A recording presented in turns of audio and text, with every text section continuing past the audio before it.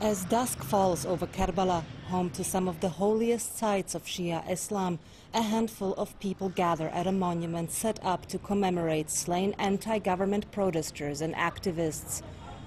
Marwan al-Wazni's brother, Ihab, was killed in May.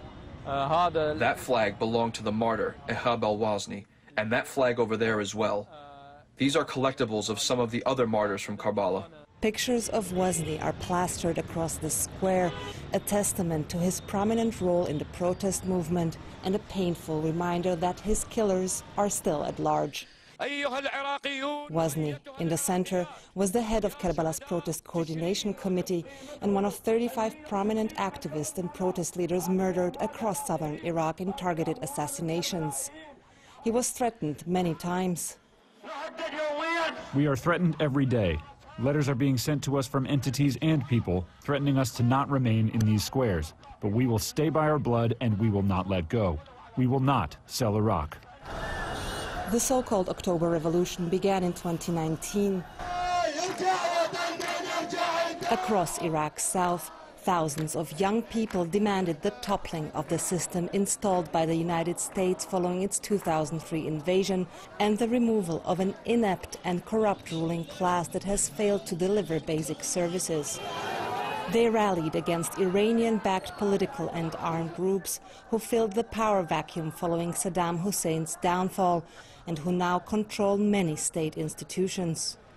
The protesters' vocal opposition to Iran hit a particularly sensitive nerve in Karbala, one of the most important centers of the Shiite faith, which draws millions of Iranian pilgrims each year. Security forces and armed groups responded with deadly force, killing more than 600 across Iraq. When Mustafa al-Kadhimi came to power in May 2020, he promised justice. The government vows to protect freedom of expression, to protect peaceful protesters in their protest spaces, and to pursue all those involved in spilling Iraqi blood. But more than a year on, there has been no justice for any of the activist killings, which have been widely blamed on Iranian-backed armed groups. The lack of accountability instilled an atmosphere of fear ahead of Sunday's election. This used to be the main protest square in Karbala, and on an evening like this there would be hundreds, even thousands of demonstrators. But after months of violent crackdown and targeted assassinations, the movement has lost momentum. Many of the killings have been caught on grainy surveillance footage, including Wazni's. This video shows him pulling into the narrow alley leading to his family home. A motorcycle carrying two men pulled up behind him. Wazni's brother Marwan explains what happened. One person disembarked from the motorcycle and executed the operation from here. Wazni's relatives and friends believe there's sufficient evidence to bring those responsible for his murder to account. We provided the judiciary with all the information and evidence we have, but unfortunately, the judges are afraid because of political pressure.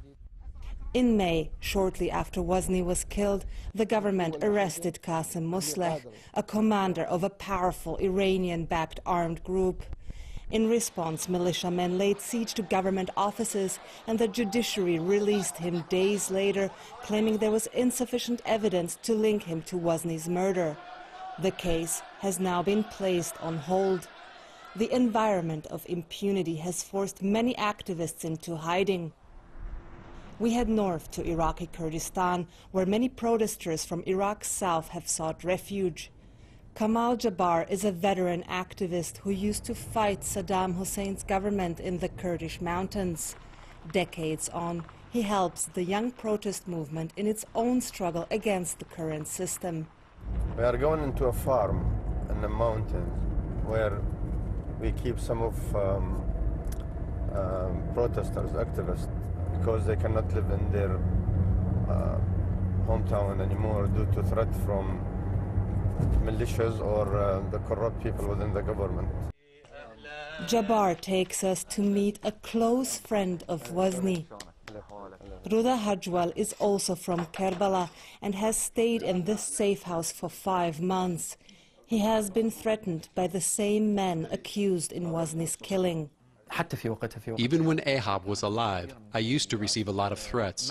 We couldn't tell which threat was serious, but after Ihab was killed, the targeting became real.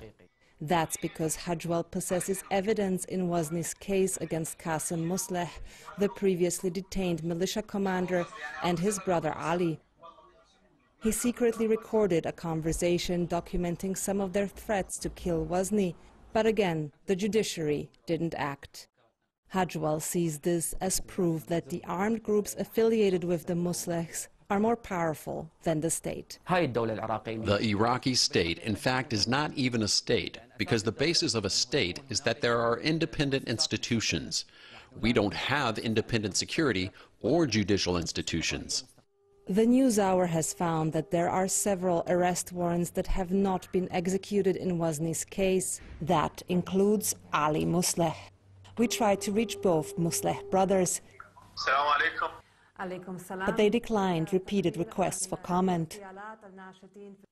The judiciary declined an on-camera interview, but the investigative judge in charge of Wazni's case said an audio recording of a threat isn't considered strong evidence. We also asked the government why it has not arrested the remaining suspects. Sadman is a spokesman for the Ministry of Interior. Well, if there are arrest warrants, they will be executed and implemented. It's been 3 months since these arrest warrants were issued. And the investigation is still ongoing. Officials say that Prime Minister Kadhimi, who is hoping to secure a second term, may act more decisively against powerful entities after the elections. But as the investigations draw out, the hope that justice will be served is growing thin. Instead, family and friends hold on to the legacy of their loved ones. Ahab was hurting a lot, but he very much believed in the protests, and he believed that this regime would be removed at one point. Wazni had refused to run in the election because he thought that existing power structures were too entrenched to permit meaningful change, the same reason why many Iraqis called to boycott the vote. Only 80 out of the 3,200 candidates who ran in the election represented the protest movement. Turnout hit a record low at 41%, allowing established political parties to secure a comfortable victory. For the PBS NewsHour, I'm Simona Foltin in Iraq.